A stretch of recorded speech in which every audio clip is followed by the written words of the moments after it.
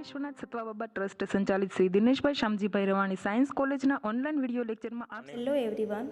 BSc Semester 3 Subject Microbiology Paper 303 Microbial Physiology and Metabolism. હવે આ જે પેપર છે paper number 303 microbial physiology and metabolism એની અંદર છે 4 યુનિટ છે. એમાં છે first unit microbial nutritional modes of nutritional uptake and factors affecting and introduction to metabolism. Second unit છે એન્ઝાઇમ્સ, થર્ડ યુનિટ છે માઇક્રોબિયલ ગ્રોથ એન્ડ ફોર્થ છે chemotherapy. તો આજે આપણે જે છે લેક્ચરમાં જે જોવાનું છે એમાં ફર્સ્ટ યુનિટ સ્ટાર્ટ કરીશું જે છે માઇક્રોબિયલ ન્યુટ્રિશન. હવે એની અંદર જે છે એ સબ પોઈન્ટ 4 આપેલા છે. તો એમાં એ છે entry of nutrition in the cells, passive diffusion, facilitated diffusion and active transport.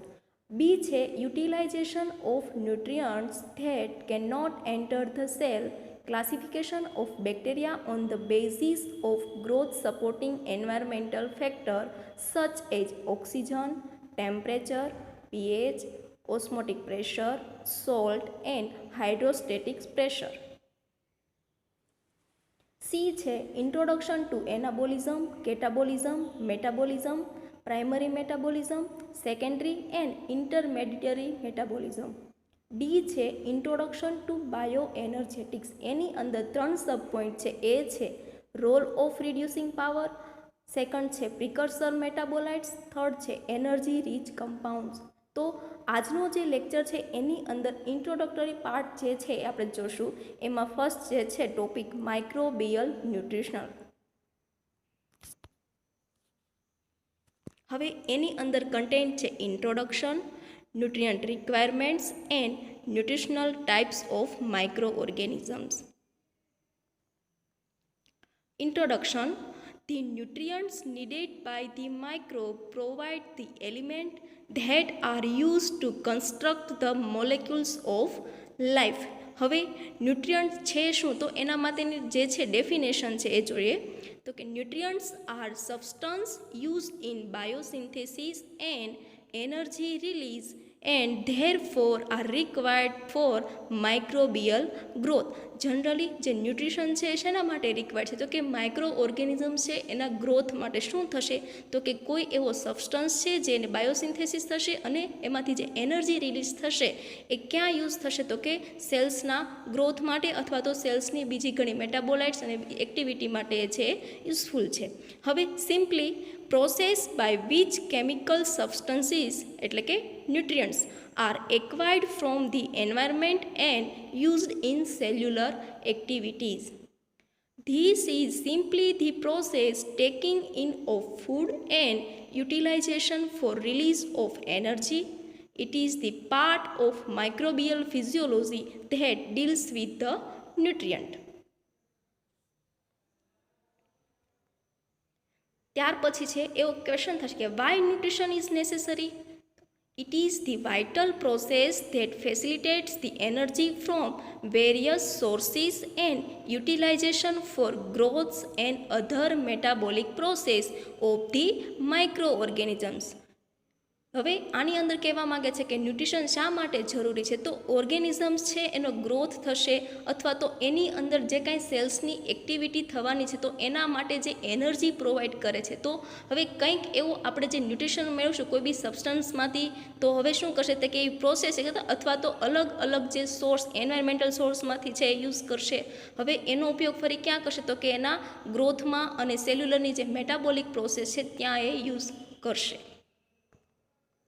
Next nutritional requirements of micro organisms. હવે કેવા ટાઈપ્સના ન્યુટ્રિશન છે એ માઇક્રો ઓર્ગેનિઝમ્સને છે એ રિક્વાયર્ડ છે એના વિશેની વાત કરીશું. Microbial cells require a basic nutrient element for growth અને રેપ્લિકેશન એઝ ફોલોઝ. એટલે ગ્રોથ માટે અને રેપ્લિકેશન માટે જે જરૂરી બેઝિક ન્યુટ્રિયન્ટ છે એમાં ફર્સ્ટ વન છે macro nutrients also call is macro elements.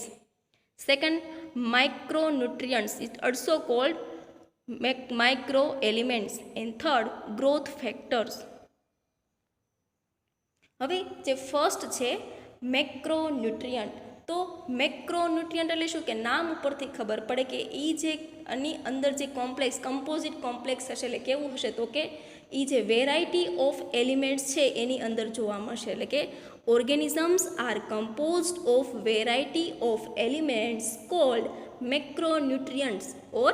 Macro elements એટલે એ શું થશે તો કે એ જે લાર્જ અમાઉન્ટમાં રિક્વાયર્ડ છે હવે એની અંદર કેવા કેવા એલિમેન્ટનો જે છે સમાવેશ થાય છે એ જોઈએ તો કે carbon nitrogen oxygen hydrogen sulphur અને ફોસ્ફેટ હવે આ જે છે એ આપણને જનરલી ક્યાંથી જોવા મળે તો કે કાર્બન નાઇટ્રોજન ઓક્સિજન સલ્ફર ને ફોસ્ફરસ એ છે એ ઓર્ગેનિક મોલિક્યુલની અંદર છે આપણને જોવા મળે છે હવે એવા કયા ઓર્ગેનિક મોલિક્યુલ તો કે એની અંદર આવશે protein lipid and nucleic acid and carbohydrates હવે ઘણા એવા છે કે જે અધર આર જે છે કેવા તો કે પોટેશિયમ છે મેગ્નેશિયમ કેલ્શિયમ અને આયર્ન તો એની અંદર જે કાંઈ સેલ્સની એક્ટિવિટી થશે તો એની અંદર જે કાંઈ પ્રોસેસ થશે એમાં જે આ જે છે એ એઝ અ કેટાયન યુઝ થશે હવે એ જોઈએ તો કે પોટેશિયમ છે ક્યાં રિક્વાયર્ડ છે તો કે potassium required for activity by a number of enzymes including some involved in protein synthesis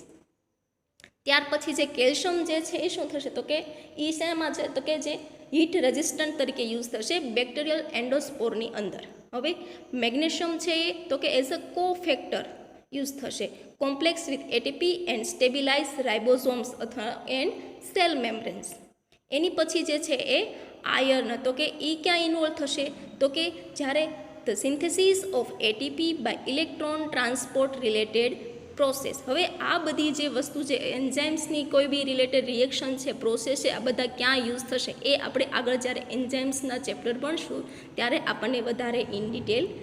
માહિતી એના માટેની મળશે હવે સેકન્ડ છે માઇક્રોન્યુટ્રિયન્ટ્સ ઓર ટ્રેસ એલિમેન્ટ્સ એટલે ઘણી વખત એવું છે કે જે સ્મોલ અમાઉન્ટ્સની અંદર જે છે આ એલિમેન્ટ છે એ ઓર્ગેનિઝમ્સના ન્યુટ્રિશન માટે રિક્વાયર્ડ હોય છે તો એ કયા છે તો કે ઝિંક છે મોલિબ્લેડમ છે કોબાલ્ટ છે કોપર છે અને નિકલ છે હવે એને તો બીજી અથવા તો બીજી રીતે શું કહે તો કે ઓછી માત્રાની અંદર જરૂર પડે છે તો એને શું કહી શકાય તો કે ટ્રેસ એલિમેન્ટ્સ હવે most are essential for activity of certain enzymes usually as a cofactor ત્યાર પછીનો થર્ડ પોઈન્ટ છે growth factor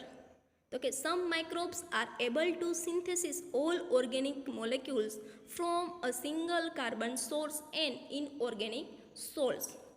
other are more metabolically limited and require specific growth factors to support growth.